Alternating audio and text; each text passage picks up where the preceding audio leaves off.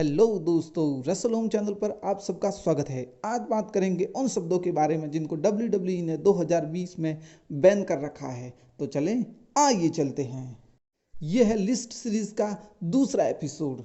List series के first episode को देखने के लिए ऊपर दिए हुए आई बटन पर क्लिक करें, जिसमें उन 5 सुपरस्टार्स की लिस्ट है जिसने आने पर AEW पूरी तरीके से बदल गया।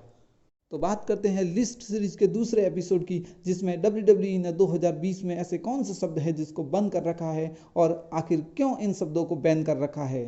WWE ने 2020 में कुछ ऐसे शब्द हैं जिनको ऑन स्क्रीन प्रयोग करने पर बैन लगा रखा है। WWE के किसी भी सुपरस्टार द्वारा इन शब्दों के ऑन स्क्रीन प्रयोग करने पर उन सुपरस्टार को भारी खामियाजा भुगतना पड़ सकता है, या फिर विंस मैकमैन की भाषा में कहे तो यार फायर्ड।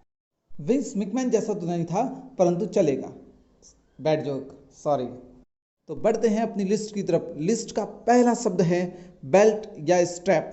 शायद मिस्टर मैकमैन नहीं चाहते थे कि कोई WWE का सुपरस्टार WWE चैंपियनशिप को या अन्य किसी चैंपियनशिप को अन्य किसी नाम से पुकारे और उसकी प्रेस्टीज को कम करे, इसलिए WWE ने बेल्ट या स्ट्रैप को बुलाए जाने पर पूरी तरीके से प्रतिबंधित कर दिया। इस लिस्ट का दूसरा शब्द है प्रो रेसलिंग या pro wrestler. Mister McMahon WWE को एक प्रो रेसलिंग शो नहीं मानते हैं। वो मानते हैं कि यह एक एंटरटेनमेंट शो है, इसलिए WWE ने अपने रेसलर को सुपरस्टार का नाम दिया बजाय कि रेसलर के, और कोई भी सुपरस्टार प्रो रेसलिंग वर्ड का इस्तेमाल नहीं कर सकता है। अगर वो इस शब्द का इस्तेमाल करता है तो उसको खामियाजा भुगतना पड़ सकता है। अगला शब्द है जिसको WWE ने ऑन स्क्रीन बैन कर रखा है, वह है हाउस शो। इस शब्द को अभी हाल ही के वर्षों में बैन किया गया है। WWE ने अपने हाउस शो को लाइव इवेंट कहकर बुलाए जाने का तय किया, क्योंकि हाउस शो एक सस्ता शब्द लगता है। इस इंटरेस्टिंग लिस्ट का अगला शब्द है, सॉरी, इंटरेस्टिंग शब्द को भी WWE ने बैन कर रखा है। बढ़ाते हैं लिस्ट को आगे, और लिस्ट में अगला शब्द है वॉर। कारण चाहे कुछ भी हो, परंतु WWE नहीं चाहती थी कि वॉर शब्द का प्रयोग ऑन स्क्रीन किया जाए, इसलिए द वॉर राइडर WWE की टैग टीम थी जिसको मेन रोस्टर पर लाया गया, तब उसका नाम वाइकिंग रेडर्स नाम दिया गया, या फिर उसका दूसरा नाम द वाइकिंग एक्सपीरियंस दिया गया। इस प्रकार से WWE में वॉर शब्द पूरी तरीके से प्रतिबंधित है।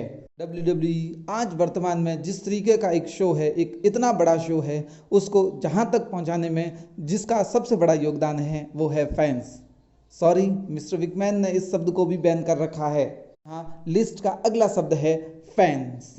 टर्म्स को भी WWE ने बैन कर रखा है। कोई भी सुपरस्टार्स फैंस शब्द का प्रयोग ऑन स्क्रीन नहीं कर सकता है, बजाय कि वो WWE यूनिवर्स शब्द का प्रयोग करता है। लिस्ट को बढ़ाते हैं आगे, और आगे ही एक शब्द है हॉस्पिटल।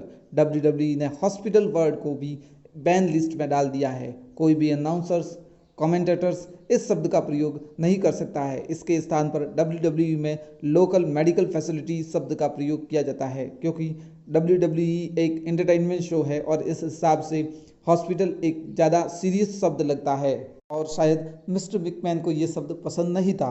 परंतु ऑस्टिन द्वारा पड़े गए स्टनर के बाद तो विंस मैकमैन हॉस्पिटल ही गए होंगे ना।